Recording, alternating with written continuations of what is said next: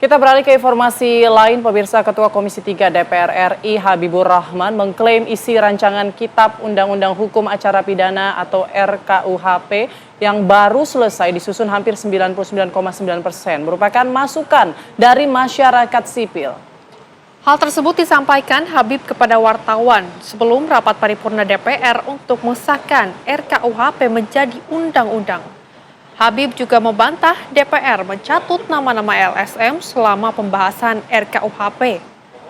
DPR memastikan telah mengundang dan menyerap aspirasi sejumlah LSM maupun organisasi profesi sejak beberapa bulan terakhir.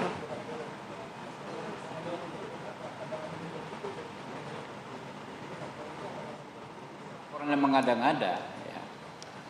Orang jelas kok nggak ada pencatutan, apanya memanipulasinya. Kami justru mengakomodasi. Ya pemirsa, Ketua DPR RI Puan Maharani yang memimpin rapat paripurna akhirnya mengesahkan RUU KUHP yang menjadi undang-undang. Ya, hal ini mengakhiri proses pembahasan RUU KUHP yang telah berjalan selama 2 tahun. Puan menegaskan KUHP akan mulai berlaku 2 Januari 2026.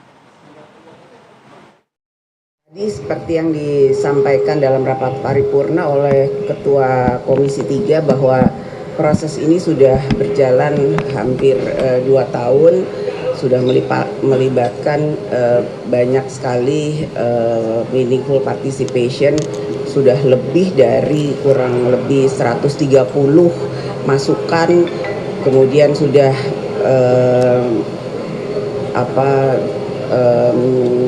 muter-muter di beberapa banyak wilayah Indonesia, Jogja, Sumatera, Sulawesi dan lain-lain sebagainya. Kemudian sudah banyak sekali masukan terkait dengan hal ini dari tahun 2023 dan jadi prosesnya itu sudah panjang. Kemudian undang-undang ini akan mulai berlaku nanti tanggal 2 Januari 2026. Jadi kalau kemudian tidak segera, kalau tidak diselesaikan dalam proses yang sudah berjalan hampir 2 tahun, tentu saja kemudian tidak bisa menyelesaikan masalah-masalah yang sudah 44 tahun undang-undang ini berlaku dan banyak sekali hal-hal yang diperbaharui yang sudah melibatkan banyak pihak yang kemudian dalam pembaharuannya itu berpihak kepada hukum yang mengikuti zaman atau hukum atau undang-undang yang berlaku sekarang.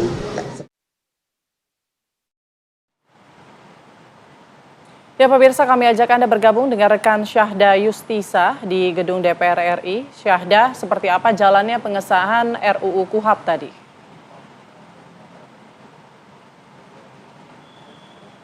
Rehana Putri dan juga pemirsa, benar sekali bahwasannya untuk hari ini DPR RI menggelar rapat paripurna yang ke-8 tentunya di gedung DPR RI, di mana membahas sejumlah hal. Ada 5 poin dan salah satu poin yang kami highlight sebagai awak media adalah mengenai pengambilan keputusan tingkat kedua terhadap rancangan Undang-Undang Hukum Acara Pidana. Dan seperti yang tadi disampaikan oleh Rehana Putri dan juga pemirsa, bahwasannya hari ini Dewan Perwakilan Rakyat resmi mengesahkan rancangan Undang-Undang Hukum Acara Pidana dalam rapat paripurna yang berlangsung pada hari ini.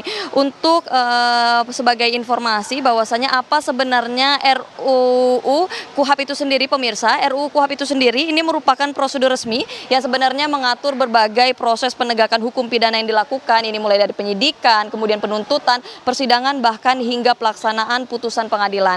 Dan tadi seperti yang disampaikan pada saat rapat paripurna usai, Ketua DPR RI Puan Maharani menegaskan bahwasanya untuk proses dari rancangan Undang-Undang KUHP itu sendiri memakan waktu yang cukup panjang, yakni sekitar 2 tahun, dan tentunya melibatkan partisipasi publik. Dan ini juga divalidasi kembali dengan pernyataan dari Ketua Komisi 3 DPR RI yakni Habibur Rahman yang menyebutkan bahwasannya isi dari RUU KUHP itu sendiri merupakan masukan dari masyarakat yakni hampir 100%. Nah lantas kemudian apa-apa saja sebenarnya substansi utama dari RUU KUHP itu sendiri? Ini sebenarnya ada 14 substansi, tetapi mungkin yang bisa saya rangkum bagi Putri, Rehana dan juga pemirsa, salah satu diantaranya yakni mengatur penguatan hak tersangka dan juga korban, kemudian juga pendefinisian ulang kewenangan aparat penegak hukum, salah satunya juga pengaturan tentang advokat yang nantinya akan punya peran lebih kuat dalam pendampingan tersangka dan juga terdakwa, dan selain itu juga ada perlindungan terhadap kelompok rentan serta modernisasi proses peradilan. Dan rancangan ini juga merespons sejumlah perkembangan hukum baik itu nasional serta hukum internasional, serta merapikan prosedur upaya paksa, penahanan dan penyitaan supaya lebih menjunjung prinsip due process of law. Dan sejauh ini memang update-nya adalah bahwasanya memang untuk di publik sendiri tadi kami juga sempat mendengar isu yang disampaikan oleh Habibur Rahman bahwasanya ada konteks-konteks yang dikritik masyarakat, salah satunya ini terkait dengan penyadapan. Apakah penyadapan ini juga diatur dalam RUU KUHP itu sendiri? Sebelumnya untuk Habibur Rahman menjelaskan bahwasanya apakah dari RUU KUHP ini membuat akhirnya pihak kepolisian memudahkan untuk menyadap dan melakukan tindakan paksa terhadap proses-proses dari itu sendiri, tetapi bagi Habibur Rahman menegaskan bahwa aturan ini hoaks dan ia menjelaskan bahwa ketentuan tersebut diatur jelas dalam pasal 136 ayat 2 bahwasannya untuk KUHP baru ini tidak mengatur terkait dengan penyadapan dan teknisnya nanti akan diatur khusus dalam UU penyadapan yang masih akan dibahas. Dan kemudian apa sih yang membuat RUU dari KUHP ini sendiri kemudian direvisi? Salah satunya adalah KUHP yang digunakan di tanah air ini merupakan aturan yang telah lama, yakni Undang-Undang Nomor 8 Tahun 1981 yang artinya tadi seperti Ketua DPR RI sampaikan bahwasannya untuk rancangan dari KUHP itu sendiri telah 44 tahun digunakan tanpa adanya revisi besar, sehingga memang pembaharuan ini juga diperlukan mengingat bahwa sistem peradilan pidana yang semakin kompleks dan juga perlunya adanya sinkronisasi terhadap dengan KUHP baru seperti yang tadi disebutkan, karena memang hari ini KUHP telah disahkan sehingga nanti pelaksanaannya juga akan kemudian berlaku bersama-sama dengan KUHP, karena memang seperti yang disampaikan bahwa KUHP dan KUHP berbeda, nantinya akan berlaku di 2 Januari 2026. Sementara demikian update-nya dari DPR RI, saya kembalikan ke studio.